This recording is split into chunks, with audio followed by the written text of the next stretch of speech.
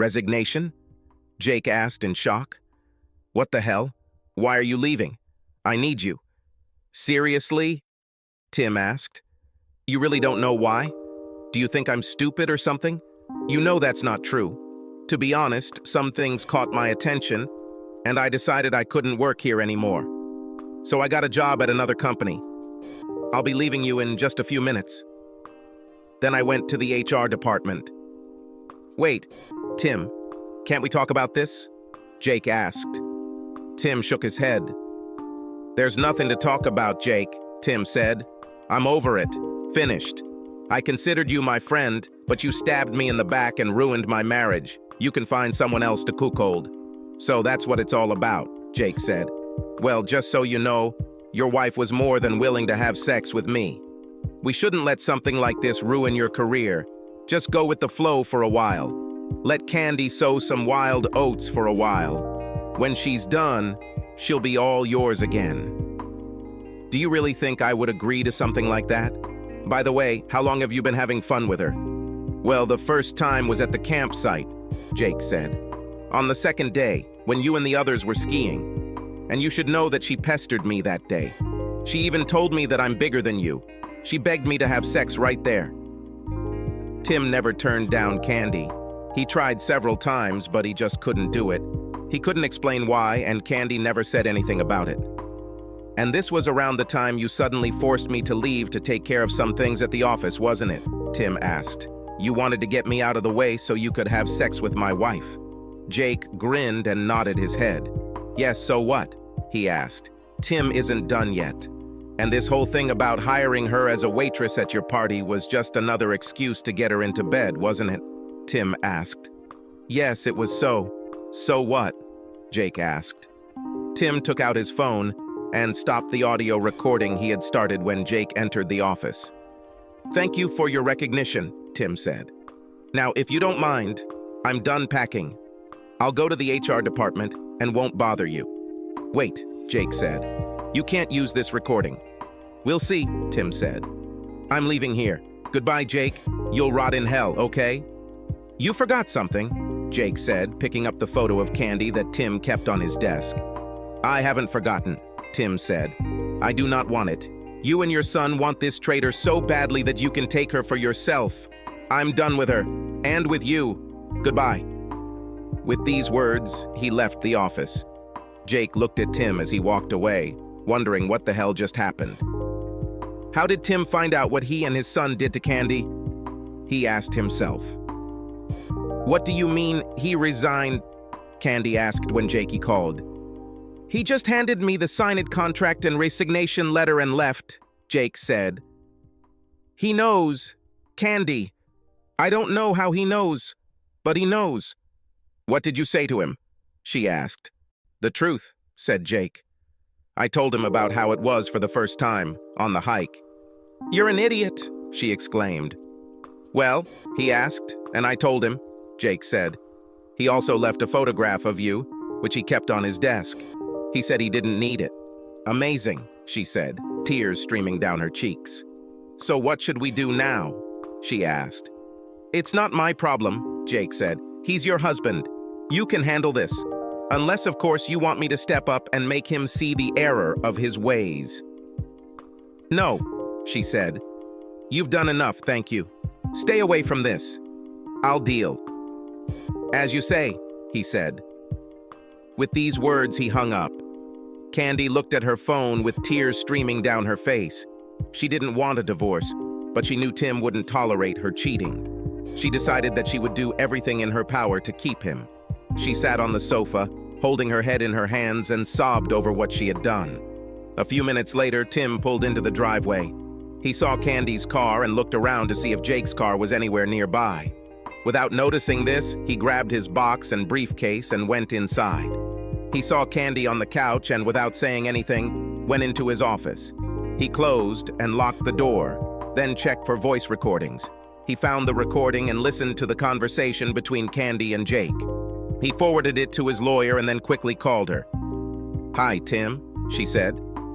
I just received your last email. Now I am preparing your documents. Okay, Tim said. When can they be submitted? If you want, I can pull some strings and my bailiff will deliver them later this afternoon, she said. Will this suit you? So it will be, thank you, he said. After hanging up, he walked over to his gun safe, opened it, and pulled out his old .45 caliber semi-automatic pistol. He had no plans to use it, but he didn't want any problems with Jake or Candy. He walked into the kitchen, put his briefcase on the table, and looked at Candy. "We need to talk," he said, placing the gun on the table so that he could quickly reach it if necessary. "Is this really necessary?" she asked, pointing to the gun. "I hope not," he said. "I just want to make sure in case your lover decides to break in here." "My lover?" she asked. "Don't play coy," he said. "I'm not in the mood for your games. Now sit down. We need to discuss something." She sat down scared, not knowing what her husband was going to do. "First things first," Tim said. "Later today, someone will come by and give you the papers." Candy recoiled in shock. "Divorce?" she asked. "Why?" "I don't want a divorce. I love you." "Bullshit," Tim said. "I know everything about you, Jake, his son, and everyone else. You've been having fun with the last few days. So, I filed for divorce on charges of adultery." "Adultery?" she asked. "You don't have any evidence of this," Tim smiled, taking out an envelope. He posted several time-stamped photos, all of which clearly showed her having sex with multiple men, including Jake. "I also have video and audio," Tim said. "Would you like to watch?" She shook her head, realizing that it was a hopeless matter. "Okay," he said. "Considering the circumstances, I was more than fair. No support. You get half of what's in the bank, and we each get to keep our pension. You can take all your things. I've already paid and canceled your credit card. I have a cashier's check for your half of what's left. There is also a restraining order that says you must stay at least 150 meters away from me, my place of residence and my place of work. So from now until you are served with the documents, you have time to pack out your trash." "Are you kicking me out?" she asked, and tears flowed down her cheeks. "That's pretty much it," he said. "But what if I decide to contest the divorce?" she asked. Tim laughed. "I don't think that would be very wise," he said. "What do you think the school board would say if some of these photos and videos just happened to appear? Do you think the parents of your students would want someone like you to teach their children? I know not." "You won't dare!" she exclaimed. "Do you want to take this chance?" Tim asked. Candy looked down for a moment before shaking her head. "No," she said. "Me not. I'll need this job." "That's right. That's how it will be," Tim said. "There are a couple more things you should know." "What?" she asked dejectedly. "You will be required to hand over your rings and give up my last name," he said. "Oh my God, you've become a heartless bastard, haven't you?" she asked, taking off her rings. "Yes." "Well, you gave me a good reason," Tim said. "I just want to know one thing. What's happened? What made you turn from a loving, faithful wife into a walking garbage dump?" She lowered her eyes before speaking. "It happened on the second day of the hike," she said. "You were on the boat, and I was in the tent. Jake walked by and saw me. I had already undressed and was lying there, trying to rest, when Jake walked by and entered the tent. At first, he seemed embarrassed to see me so naked. We started talking, and then he pulled his pants down, and that was the end of it." "So some asshole takes off his pants and you immediately jump on him?" said Tim. "And that's all it took for you to become a traitor?" "How many times did you have sex with him on that trip?" "Twice," she said. "The first time was when you were jet skiing, and the second time was when Jake sent you back to the office." Tim shook his head and pointed at the photographs. "I see that none of your lovers used any protection," he said. "Weren't you worried about getting pregnant or getting something from one of them?" "I'm still taking the pills," she said. "That doesn't mean you can't get pregnant," Tim said. "And you can still get sick. Is this what you planned?" "Oh God, no," she said. Tim shook his head. "You know, during the entire time that we were together, I was often pestered by women who, compared to you, look like goddesses," he said. "I refused them all. Do you know why? Because I thought I had a loving and faithful wife at home, and I would never do anything to hurt her. But you didn't even think about what you were doing. You didn't care how I felt. I hope it was all worth it for you. Now pack up your junk. I expect you to leave when you are served with the documents." "Tim, please," she began. "Can't we turn to some psychologist? Please, I'll never do this again, I promise. Can't you forgive me this time?" "I will never forgive you for what you did," Tim said, and his expression was harsher than she had ever seen before. "Never. Maybe if you slipped just once, were raped, drugged, or something like that, I might not pay attention to it. But that did not happen. From the moment Jakey pulled his pants down, you were his willing toy, and I will never be able to forgive this level of betrayal." "But don't you love me enough to get through this?" she asked. He shook his head. "No, I can't stand the sight of you right now," he said. "The sooner you disappear from my life, the better. Now go and start getting ready. Everything you leave behind will either be burned, thrown away, or donated to Goodwill." Sobbing, she got up and went to the master bedroom to pack her things. Tim watched as Candy pulled out one full garbage bag after another. She stopped and looked at him. "Can you at least help me carry this to the car?" she asked. "No," said Tim. "It's your trash. You deal with it. And remember, everything you leave behind will either be burned or thrown away. This includes photographs and your wedding dress." "Would you burn my wedding dress?" she asked. "My parents paid thousands for this dress." "Well, then you better take it if you don't want it to burn," Tim said. Sobbing, she carried the bag to her car and returned for another. "Damn it," Tim asked himself. "How much junk does she have?" A couple of hours later, she sat down on a bale, exhausted. "I can't fit anything else in the car," she said. "Can I come back later for the rest? Please." "No," said Tim. "You will not be allowed closer than 150 meters to this place. Ask your parents if they can come pick them up if you want. I will refrain from throwing anything away for a few days."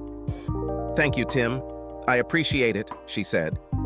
"Oh my God, I was just wondering, what am I going to tell my parents?" "Try telling the truth for a change," Tim said. "Tell them you cheated on me with my boss and others, and I'll throw you out." "Seriously?" she asked. "They will disown me if I do this." "It's not my problem," Tim said. "But I guarantee you it will be much worse if you try to make me out to be the bad guy or make it look like one. You know how your parents feel about lying." Around this time, there was a knock on the door. "I think this is for you," Tim said. Candy walked slowly to the door and opened it to reveal the deputy sheriff. "Candace Burns?" he asked. She nodded her head. "It's me," she said. "Do you have any identification?" he asked. She took out her driver's license and showed it to him. After examining them, he returned them to her and then handed them the envelope. "You've been served, ma'am," he said. "There is also an injunction that requires you to vacate the premises immediately.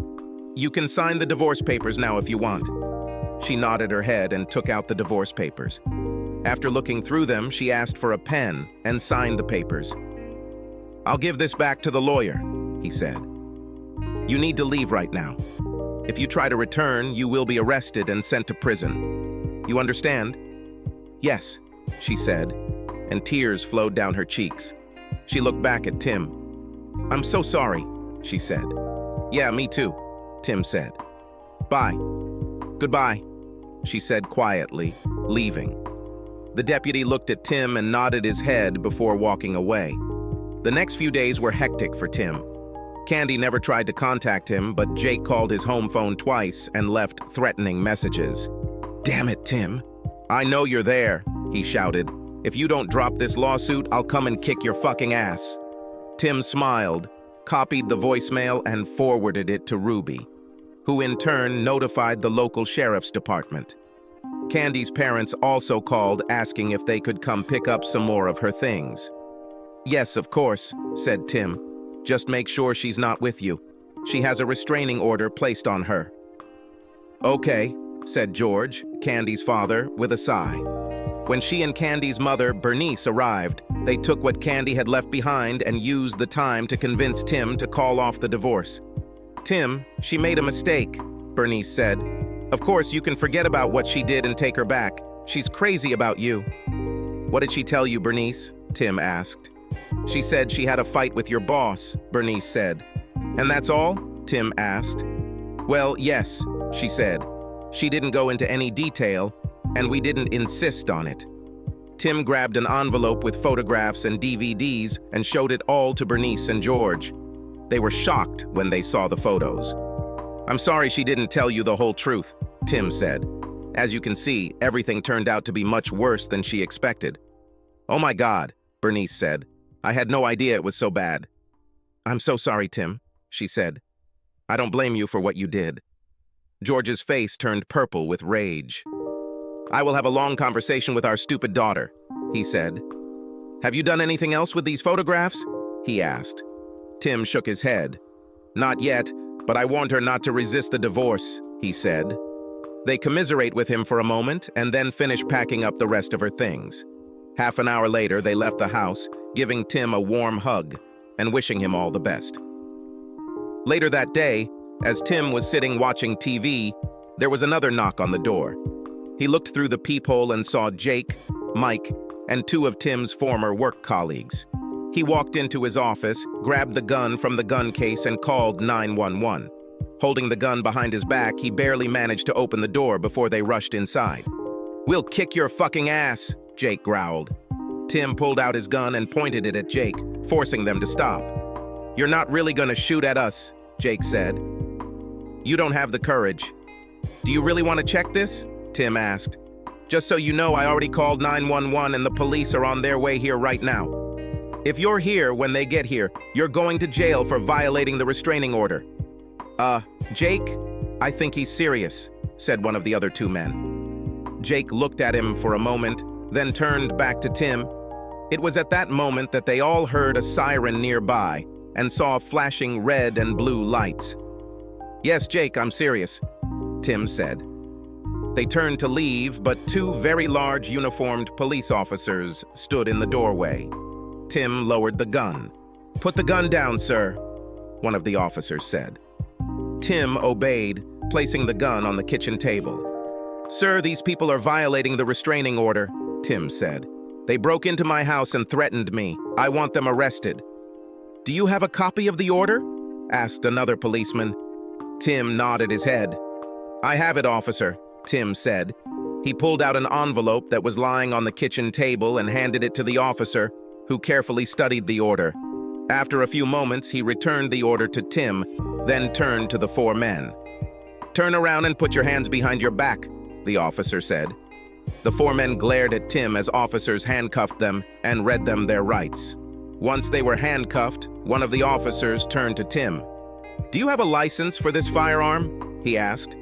"Yes, there is," said Tim. "Would you like to see this?" He pulled out his wallet and showed the officer his driver's license and his NRA firearms training card. The officer nodded his head after studying the cards. "Okay," he said. "Be careful with this thing. Do you hear me?" "I hear you, officer," Tim said. "Thank you." The next 3 months passed in a blur for Tim. He enjoyed working at Empire, much more than he ever did working for Jake. Weekly counseling with Rose also helped him deal with trust and anger issues. At the same time, he joined a gym and worked out 3 days a week. He also began taking martial arts classes, more for mental discipline than anything else.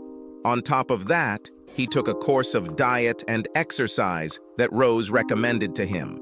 The divorce went through the system with ease, especially since Candy didn't contest it. However, alienation of affection lawsuits were somewhat different. Ruby warned that they might eventually be fired, and 2 of them were fired. However, the case against Jake surprised both Tim and Ruby. After hearing testimony, reviewing the evidence presented by Ruby, and Jake's financial statements, the judge ruled in Tim's favor and ordered Jake to pay $1 million in damages. At the end of the trial, he didn't have kind words for Jake. "Mr. Hudson, your conduct in this matter is beyond praise," the judge said. You not only took advantage of a man who considered you a friend, you abused your position as his employer to deliberately destroy his marriage and family. I also noticed that you have repeatedly violated the restraining order against you. I therefore find in favor of the plaintiff and order you to pay compensation in the amount of $1 million. Your Honor, this is highly illegal, Jake's lawyer said, standing up. Mr. Winthrop, this court finds Mr. Hudson's conduct not only unlawful, but absolutely disgusting. The decision stands, the judge said. When should this restitution be made? Asked Winthrop. Immediately, said the judge. Unless, of course, your client chooses to spend some time in jail for contempt of court. No, Your Honor. My client will pay as ordered, Winthrop said, sitting back down. Okay, said the judge, and God help you if that check gets rejected. Case is closed. He banged his gavel, ending the hearing. Jake wrote out a check and gave it to his lawyer, who gave it to the bailiff. After the judge took note of the check, the bailiff handed it to Ruby, who in turn handed it to Tim. To Tim's surprise, the check did honor the bank, and it paid Ruby her share of the judgment. While working at Empire, Tim was contacted by several of Jake's clients. Word of the lawsuit seemed to spread around the world, and a number of companies were leery of continuing to do business with someone who was intentionally ruining another man's marriage. In their opinion, a person who would deliberately destroy a friend's marriage simply cannot be trusted. The way things were going, Tim believed Jake would go bankrupt within a year. All this time, Tim refused to go on dates, although several very nice women from the company approached him. In his opinion, he will be a married man until he receives his final divorce. Once this happens, he will be free to continue the relationship, but not before. When the divorce finally came, he went to celebrate with friends from work. A couple of months after he finalized the divorce, Candy's mother called him. Tim, this is Bernice. Do you have a few minutes? She asked. Of course, Bernice, he said. What's happening? This is Candy, she said. She is HIV infected. She just received her test results. I'm sorry to hear that, Bernice, Tim said. But to be honest, I'm not surprised. Besides, we're officially divorced now, so there's nothing I can do about it. She is not covered by my insurance, and I am not responsible for her. I know, Bernice said. I was just hoping that maybe you would understand it deep down and talk to her a little. Well, I think I can, but I don't know what good it will do, he said. Please just come and talk to her for a few minutes, Bernice begged. Tim thought for a moment before answering. Okay, he said. I'll come in for a few minutes. Thank you very much, Bernice said. Tim drove up to Bernice and George's house and was shocked to see how thin and frail Candy looked. She walked towards him, but he waved her away. Saddened, she sat down and invited him to sit on the sofa. You look good, Tim, she said. Better than I remember. How are things going with you? Okay, Candy, he said. New job, new friends, new outlook on life. How are you doing? Not good at all, she said. You know that I am HIV infected. That's what your mother said, he told her. I'm sorry to hear this, but to be honest, I'm not surprised. Do you know when you became infected? I think it was one of the days I spent at Jake's, she said. That day I had a lot of unprotected sex with several men. Does Jake know? He asked. She shook her head. Not yet, she said. I'll have to tell him so he can get tested too. I'm sure he won't take it well, Tim said. No, probably not, she said. Look, Tim, I just wanted to apologize to you one last time and hope that maybe you would understand it in your heart and forgive me for what I did to you. I now realize that my actions ruined many lives. I could have said no at any time, but I didn't. I was stupid and greedy, and I let my hormones get the better of my rational mind. And now I'm paying for it. I had the best husband and lover a girl could ask for, and I gave it all up for something new a few days ago. I know you hate me, and you have every right to, but I don't want to go to my grave without your forgiveness. Tim considered her words carefully.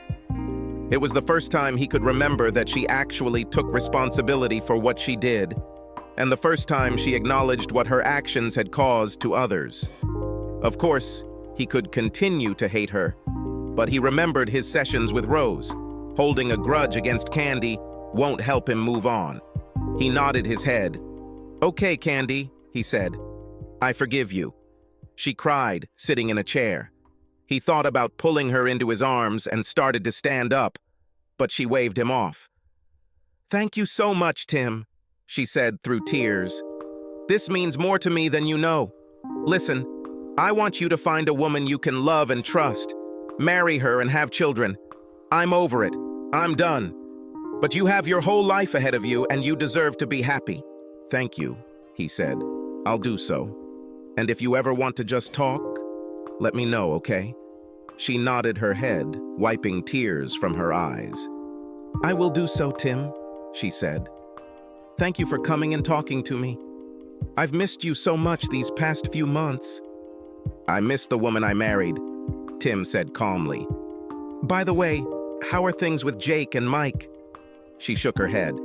"It's not good," she said. "Lately he has become very cruel.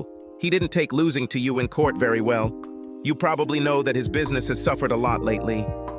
"I noticed," Tim said. "Did he hurt you, physically?" "Not yet, but he's very harsh," she said. "Do you want me to be with you when you tell him about your diagnosis?"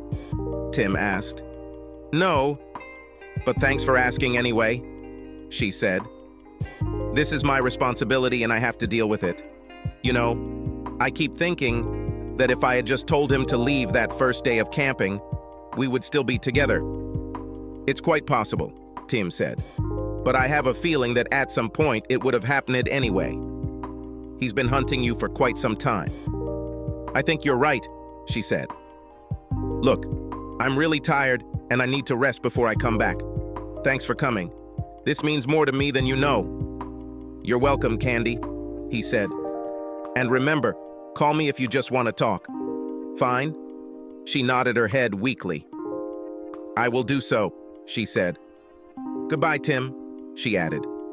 "Think about me from time to time. Fine?" He sensed a certain finality in her last statement and wondered if she intended to commit suicide. "I will do so," he said. "Just don't do anything stupid, okay?" She smiled. "I won't," she said. He stood up and headed towards the door. Bernice approached him before he left. "Thank you, Tim," she said, hugging him. "It means more to her than you think, and for me too." "You're welcome, Bernice," he said. "Keep an eye on her, okay?" "I will do so," she said. A couple of weeks later, Tim was sitting on his couch, eating dinner and watching the evening news, when he heard a report that caught his attention. The bodies of a local businessman, his son, and a woman believed to be the man's mistress were found earlier today in what police believe was a double murder-suicide, the presenter said. Jacob Hudson, president and founder of Hudson Consulting, along with his son and a woman who has not yet been identified, were found dead. All three were victims of gunshot wounds, authorities said. Police are investigating the incident and more details will be provided as they are released. After recovering from his initial shock, Tim called Bernice. She was sobbing when she answered the phone. "Bernice, what's going on?" he asked. "We just got word that Candy is dead," she said.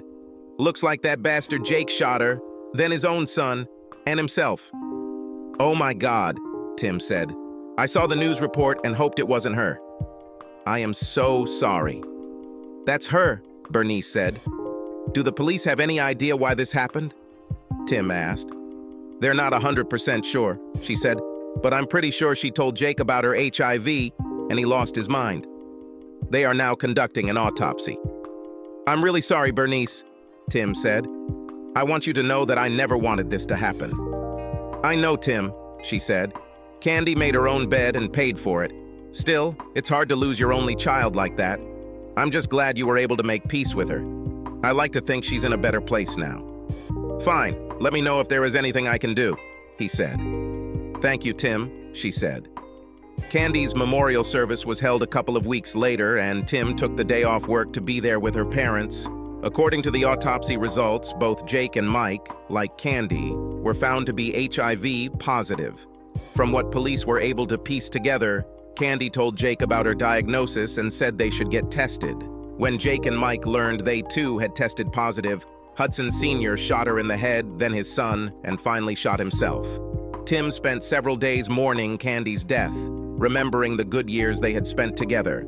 Then one day, out of the blue, he received a visit from Cynthia Stone, another representative who worked on his team. "Hello, cowboy," she said. "Would you like to join us for happy hour tonight? You look like you could use some company." Tim thought about it for just a moment. He almost refused her, but then changed his mind. "What the hell?" he said. "I could use some good company right now. Of course, I'll join you." "Well, then come to Hitchhikers after work, okay?" she asked, smiling. "I'll be there," he said. "Thanks for the invitation." So, the cycle of life continues, he thought when she left. Subscribe to our channel so that your second chaff doesn't cheat on you, and go ahead and listen to the next story, because this story is nothing compared to the next one.